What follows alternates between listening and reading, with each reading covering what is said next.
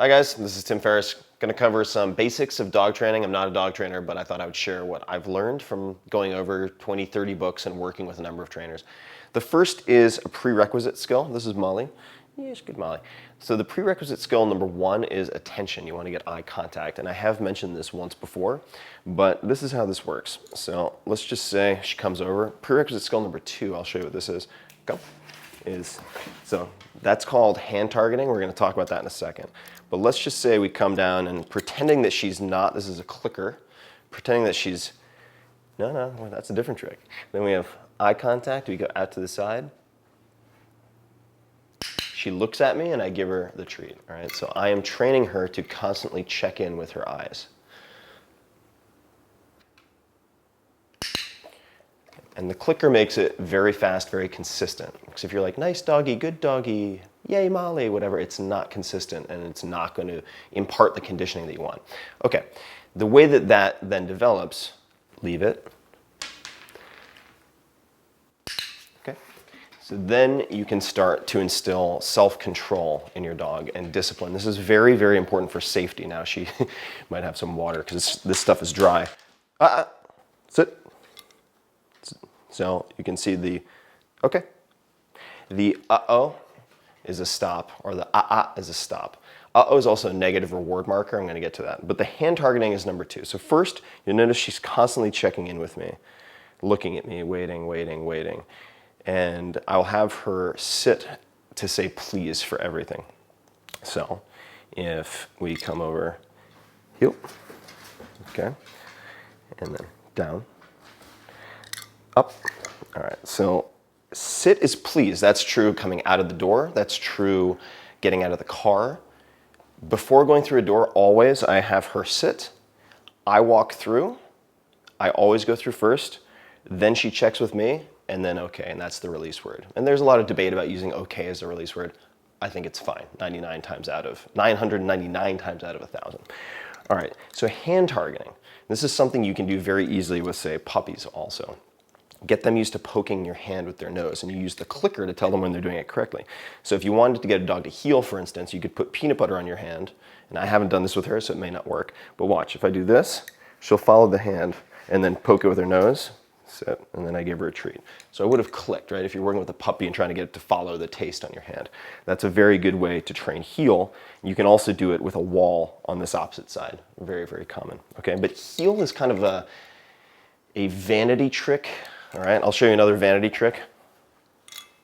Okay, sit. Yeah, so she loves jumping into heel. But another vanity trick would be stay.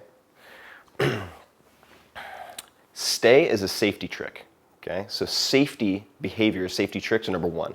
Vanity trick is something like this. High five. All right. Ready? Okay, so high fives and catches do not keep the dog alive. But they might impress a dinner guest or something like that, right? So down, right, and then we do like, roll over, that kind of stuff. Also vanity tricks, very simple stuff.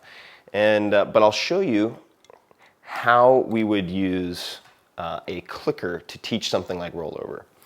Okay, and then this is true for many different tricks, and it's a progression. It's really just conditioned response. Okay, down. All right, so she knows this trick obviously already. Stay. But you would use the food to get the dog to follow your hand like this, and then click as they get closer and closer to the behavior. They don't have to complete it first. They just have to make an inch of progress in the right direction. Click, click, click, and then eventually you would fade the lure, so you lose the food and use the same motion. Give the food. And then you start to make it smaller and smaller. Sorry, Pooch, it's like sign language, it's just conditioned now. And that way you get to the point where you can do something. For instance, another vanity trick would be turning, right? So you get your dog to spin. Now you start by using the food to get them to follow it, and then you get to the point. So this is her default. This is a new default behavior when I walk with her outside, and I do a lot of off-leash training. But you can see that the spin, I just need this kind of motion. And it started off like this, getting her to effectively chase her tail, stay. And you do the same thing where as you provide the food and get them to move their body or head in a certain way, and then you lose the food, and then you make it smaller, you can get them to do things like, ready, Molly? Take a bow. So that's the take the bow. And you can really get creative with this stuff. The clicker is incredibly important. Karen Pryor, don't shoot the dog, and then command performance are really, really helpful. But let's just say, using the clicker, I'll show you some stuff you can do. You can get into very, what people might think of as sophisticated behaviors. These are actually really simple. So heel. All right. And then let's say I want her to do a quarter turn. Okay. Quarter turn. So quarter turn's pretty easy. Let's say we want to do backwards turn. Okay. Or I want to do through the legs, spin around back to heel. And then let's say she's a little bit too far forward. Back. Good girl. So those are some basic tricks. But you can see she's very well behaved. And if I give her, say, go to bed. All right. So let's say this was something poisonous. Okay. I'll give her one just because she went to bed. But, okay, leave it. All right.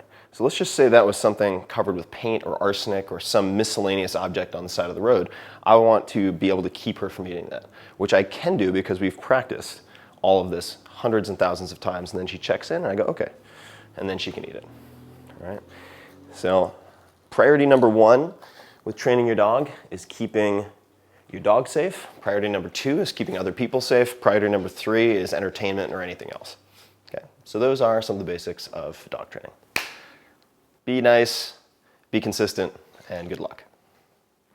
Thanks for watching, guys. I hope you enjoyed it. And if you want to see more, I have some fantastic stuff coming, including collaborations. Just click here and you'll be the first to see it.